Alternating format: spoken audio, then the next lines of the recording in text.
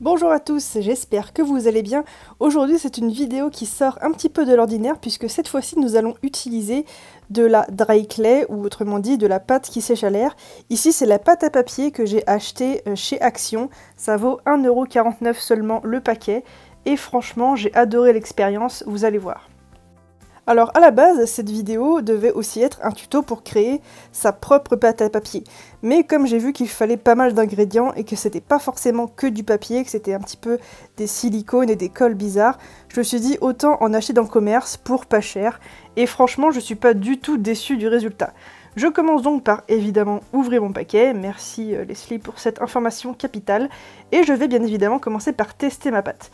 Alors d'abord, c'est quelque chose qui est assez lourd puisque forcément c'est un peu plein d'eau. Et pour les conserver, pour ne pas qu'elles sèchent lorsque je ne les utilise pas, j'utilise des sachets de congélation, vous verrez que ça marche très bien. J'en profite avant de commencer pour vous dire de vous abonner, vous n'êtes que 52% des personnes qui regardent cette vidéo à être abonnées, donc voilà, abonnez-vous, ça m'aide beaucoup. Je vais donc commencer par étaler ma pâte. Je l'ai étalée avec la machine à pâte, donc j'ai pas utilisé de rouleau particulièrement, donc si vous en avez une tant mieux. Si vous n'en avez pas, évidemment, étalez-la avec un rouleau à pâtisserie, ça marche vraiment très bien. Je l'ai étalée ici au cran 1, puisque je voulais quand même une bonne épaisseur, et je vais recouvrir tout le tour de ce petit pot en verre qui ne me servait absolument à rien, et qui a une forme assez intéressante, puisque vous allez voir que je vais faire évidemment un champignon. On essaye de lier évidemment les petits morceaux, on coupe les bords et on va ensuite passer au lissage des deux parties que j'ai collées. Alors évidemment pour le lissage je vous conseille de mouiller un petit peu avec un petit spray d'eau votre création, comme ça vous allez voir que la pâte va devenir un petit peu plus, forcément mouillée, elle va devenir un petit peu plus boueuse et ça va vous en laisser un petit peu sur les mains. Donc attention à ça, cela dit c'est pas désagréable du tout, c'est exactement comme travailler de la terre. Donc moi j'aime plutôt bien cette sensation. Si jamais vous avez trop de terre sur les mains et que vous ne sentez absolument plus rien, je vous conseille là par contre d'aller vous laver les mains un petit peu. Je vais ensuite créer les premiers éléments de ma petite fairy house. Alors une fairy house, il peut y en avoir des tas, avec des tas de styles différents. Moi j'en ai fait une à ma sauce, il y a plein d'exemples si vous tapez fairy house ou maison de fées sur internet. Je vous conseille Pinterest, il y a plein de jolies idées. Moi j'ai décidé d'entourer de pierre la petite porte que j'ai faite ici. Le petit outil que j'utilise très souvent en sculpture, comme vous voyez ici, vous pouvez le retrouver sur ma boutique, le lien est en barre d'infos. Je vais ensuite, une fois que ma petite porte est faite, faire une petite collerette pour mon champignon, puisque je voulais un peu cacher le morceau de verre qui dépassait, et je voulais que ça fasse un petit peu comme la collerette d'un champignon normal. Je vais donc la coller comme ici à la verticale et je vais ensuite l'abaisser très légèrement avec mes doigts tout en faisant bien attention à ce que en dessous la collerette soit bien collée. Je vais ensuite en ajouter une autre par-dessus, vous le verrez plus tard dans la vidéo. C'est totalement optionnel, vous faites comme vous voulez.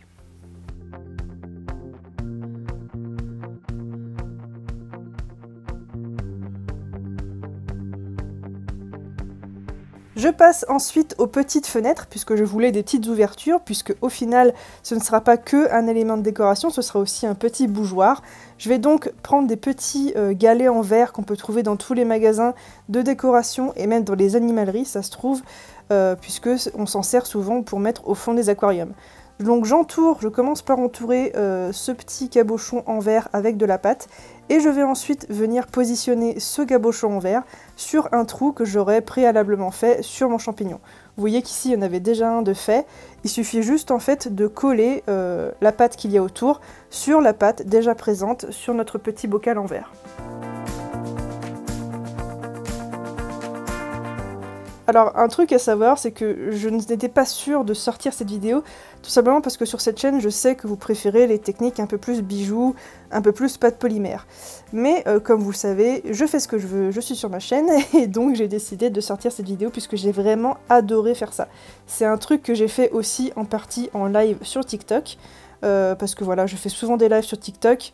J'en fais aussi tous les samedis soirs à 20h30 sur ma chaîne YouTube, mais sur TikTok je préfère, pourquoi? Tout simplement parce qu'on me fout la paix avec tout ce qui est droit d'auteur, donc je peux écouter de la musique, donc je peux dire ce que je veux, et voilà, et je trouve ça un peu plus sympa, donc n'hésitez pas à venir me rejoindre sur TikTok, mon pseudo est le même qu'ici, c'est Libébule, et puis de toute façon, vous me trouverez, je pense, si vous aimez la polymère, vous finirez bien par tomber sur moi.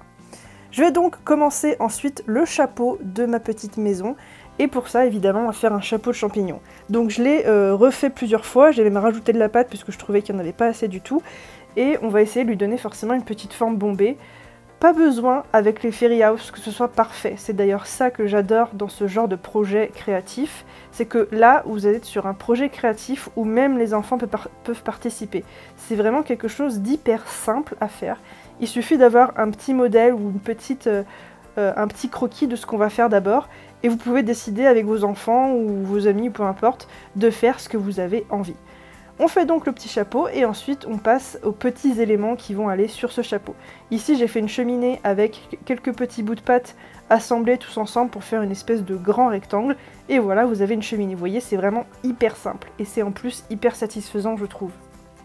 Alors là, je ne sais pas si vous l'avez vu, mais d'ailleurs, le chapeau du champignon est sculpté sur la base du couvercle de notre petite bouteille en verre. J'avais un petit couvercle en liège qui allait avec.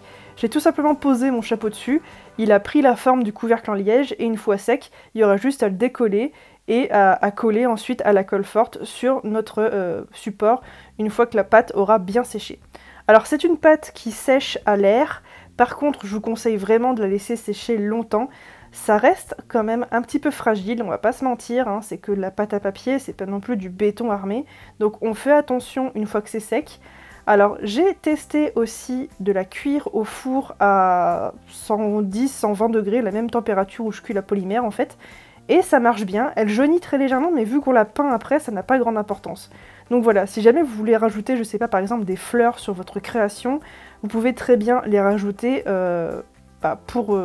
après que votre création soit sèche, et faire cuire le tout. Je peins ensuite évidemment le tout, je colle comme je vous l'ai dit mon petit bouchon, et je vais m'amuser ensuite à peindre tout ça. Alors la peinture normalement c'est pas ma partie préférée du tout, je déteste ça. Mais ici c'était vraiment hyper agréable à peindre, en fait parce que cette pâte à papier va absorber un petit peu la peinture, et ça va faire qu'en fait c'est satisfaisant, c'est juste satisfaisant et j'adore ça. Donc du coup voilà, n'hésitez pas à peindre votre création, vous n'êtes pas obligé de le faire, vous pouvez faire une création toute blanche, ça peut très bien rendre aussi, ou juste avec des nuances de gris. Et j'ai ici, comme vous voyez, ajouté des fleurs en pâte polymère que j'avais faites pendant un live, mais je les avais pré-cuites. J'avais pas besoin de les cuire sur la création, j'ai décidé de les coller. Je voulais à la base cuire mon petit champignon, mais je me suis dit, bon, on va laisser comme ça, et je vais juste cuire mes créations à côté et les coller ensuite. Ça va tout aussi bien. Pour enlever tout ce qui est traces de peinture et traces de pâte sur les cabochons en verre et sur le verre, je vous conseille tout simplement de frotter. Et voilà, on a notre petite Fairy House enfin terminée. Alors comme vous l'avez vu, c'est vraiment ultra simple, il n'y a pas besoin de sortir de Saint-Cyr pour faire ça. Mais je trouve que le projet est vachement intéressant. Et en plus, évidemment, vous pouvez aussi le réaliser en polymère avec des pâtes colorées. Ça peut aussi très bien donner. Comme je vous l'ai dit, ce petit objet sera aussi destiné à être un bougeoir. J'en ai donc profité pour allumer une petite bougie, la mettre à l'intérieur et voilà ce que ça nous donne. Personnellement, j'adore le rendu. Évidemment, on enlève le chapeau pour que la bougie respire, on ne le laisse pas dessus, surtout que le chapeau risquerait de cramer. Donc voilà, c'est un projet que j'adore. Sachez que la prochaine vidéo, ce sera une vidéo facecam avec moi qui vous dit encore vos 4 vérités, puisque j'ai beaucoup de choses à dire sur mon petit bilan année 2021. Donc voilà, j'espère que vous serez prêts, et sur ce, je vous dis à très bientôt pour le live et pour les petits tutos. Ciao!